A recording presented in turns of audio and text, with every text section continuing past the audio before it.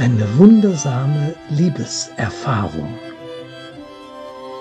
Gottfried II. Von Blankenheim, Abt der Fürstabtei Prüm, beabsichtigte in Ahrweiler eine neue Kirche zu Ehren St. Laurentius zu errichten. Pläne lagen schon seit längerem vor. Da bekam er Kunde davon, dass der Kölner Erzbischof Engelbert II. Von Falkenburg nach Ahrweiler kommen wollte, um sich dort mit Freunden über den Standort seiner neuen Residenz außerhalb Kölns zu unterhalten. Nach seiner Niederlage am Beinturm hatten ihn die Kölner aus der Stadt verbannt. Gottfried wollte die Gelegenheit nutzen, den Erzbischof in seine Kirchenbaupläne mit einzubeziehen. Er schickte einen Benediktinernovizen vom Kloster in Kesseling nach Ahrweiler. Wenn es gut liefe, würde er vielleicht nicht nur das Interesse des Erzbischofs wecken, sondern auch dessen Unterstützung bei solch einem technisch ambitionierten und finanziell aufwendigem Unterfangen erzielen.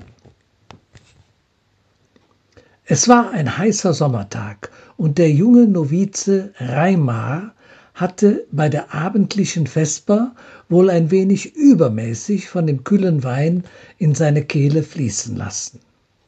Nun musste er den circa 10 Kilometer langen Weg von Kesseling nach Ahrweiler antreten, was mit dem leichten Schuhwerk des Mönchs ziemlich beschwerlich war. Ahrweiler betrat er durch das noch im Bau befindliche südlich gelegene Ahrtor. Der Wein in seinen Adern machte ihm die Beine ungewohnt schwer.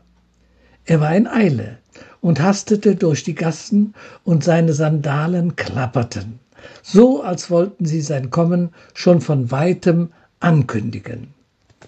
Die Eile bewog ihn, eine Abkürzung zu nehmen, obwohl ihm bekannt war, dass er dabei durch eine Gasse laufen würde, in der zwielichtige Gestalten in einer berüchtigten Spelunke verkehrten.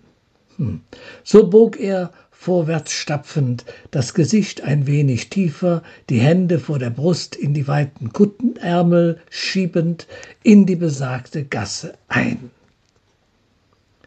Da fand er sich plötzlich vor einer weit offenstehenden Flurtür, zu der ein paar zertretene Steinstufen hinaufführten. Der Innenraum war in gleißendes rotes Licht getaucht. Drinnen grölte man böse Spottlieder, die den jungen Mönch so erschreckten, dass er errötend wie angewurzelt stehen blieb.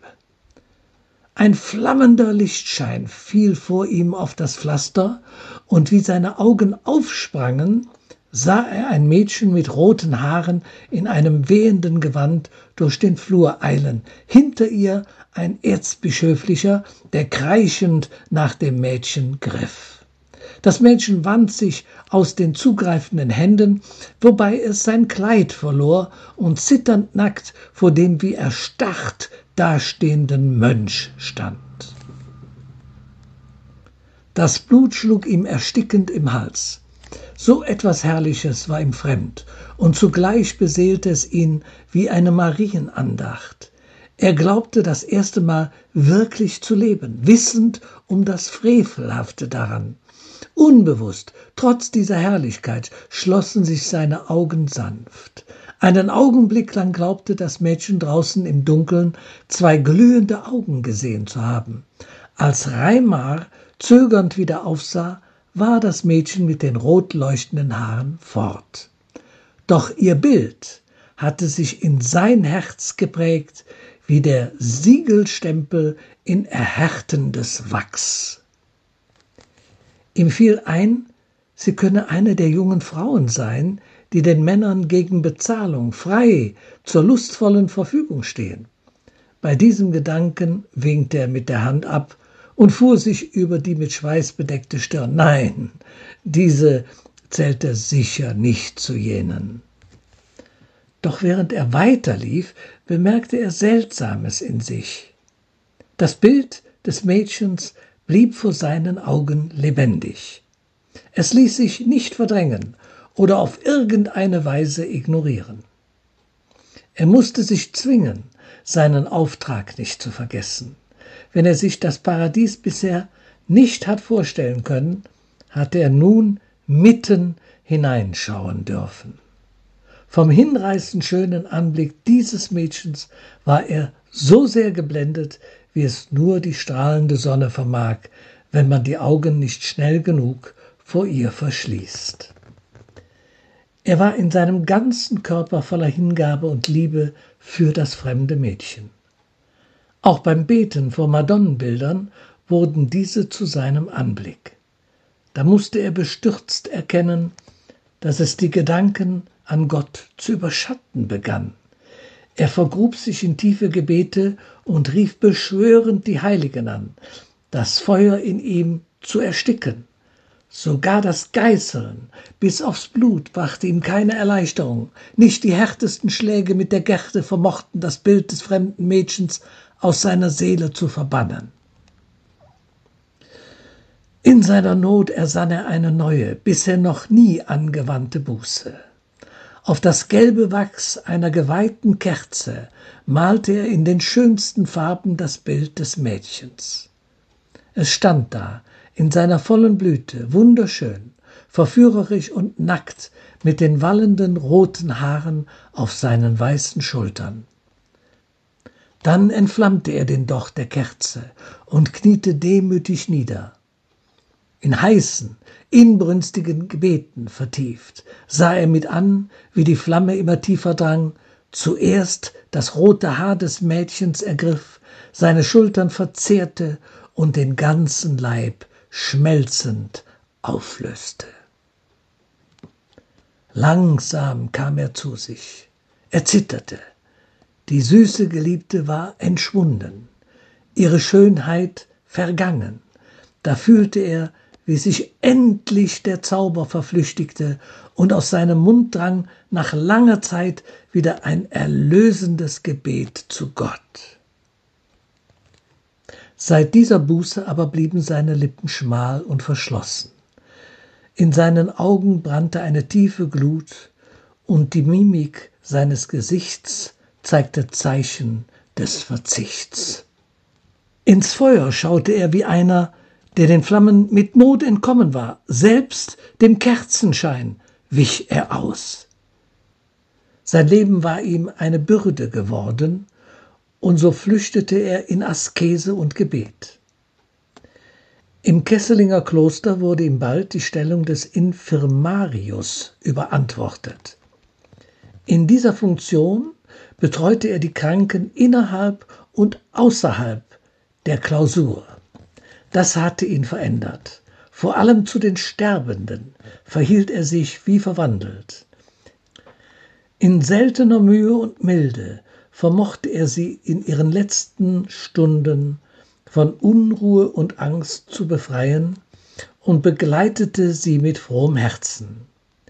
Er wurde zu ihrem Beistand und Tröster. Und so rief man ihn eines Nachts zu einer Frau, von der man sagte, sie habe in ihrem Leben viel gesündigt und der leiblichen Lust gefrönt. Nun aber, da sie ihr Ende kommen fühlte, verlange sie nach Zuspruch und Stärkung an ihrem Lebensende.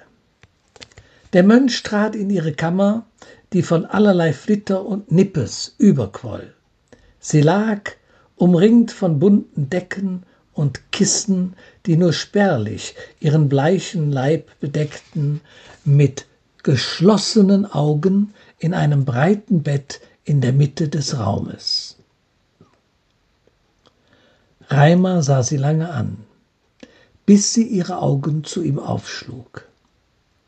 Da erkannte er an ihrem roten Haar das fremde Mädchen von damals. Sie zwang sich zu einem Lächeln. Doch während sie in seine erstaunt aufgerissenen Augen schaute, füllten sich ihre blassen Lippen rötlich mit Blut und begannen zu zittern, denn sie erkannte in seinen Augen sich selbst, wie sie in ihrer ganzen Schönheit dastand. Und sie hob ihre hageren Hände, damit er sie fasse, und zog ihn sanft zu sich herab. Er ließ sich auf dem Rand ihres Bettes nieder, ohne seine Augen von ihr zu lassen. Ihre Blicke wuchsen ineinander, so als sähen sie die gleichen Bilder, so als hätten sie die gleichen Leben. Ihre Herzen waren wie unter einer wundersamen Macht miteinander verbunden.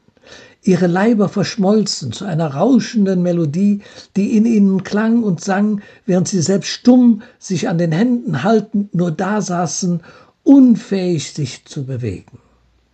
Kein Wort kam über ihre Lippen, denn sie erkannten Schuld und Buße, Wunsch und Sehnsucht, Endliches und Ewiges.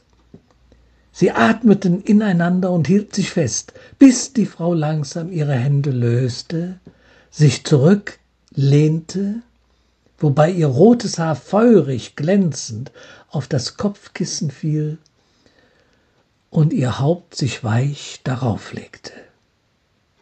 Aus ihren leicht geöffneten Lippen drang kein Laut, kein Hauch kam mehr aus ihrem Mund. Das glückliche Beben ihrer Brüste versank und ihr Blick erlosch. Da wusste er, dass sich nun ihre Seele aus ihrer Körpergebundenheit befreite, emporhob und sich aufmachte, für immer in die Unendlichkeit zu gleiten. Der Raum erfüllte sich von ihrem Wesen, welches er mit seinem Herzen erblickte und mit jedem Atemzug in sich aufnahm. Sie war ganz und gar gegenwärtig und schenkte ihm auf wunderbare Weise Kraft, die ihn mächtig durchdrang, so dass er sein Leben zu tragen und die Flammen seiner Lust zu leben wusste.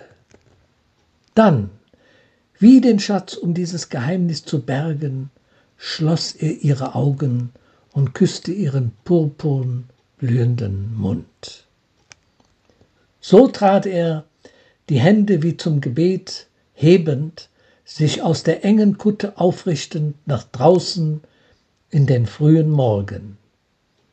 Er hörte den Gesang der Vögel, er sah die Sonnenstrahlen auf ihren Flügeln schimmern und atmete die frische, kühle Luft. Durch die noch verschlafenen Gassen wandernd, trug er Glück und Verstehen im Herzen. Seine Augen waren groß und geweitet von der wundersamen Liebeserfahrung.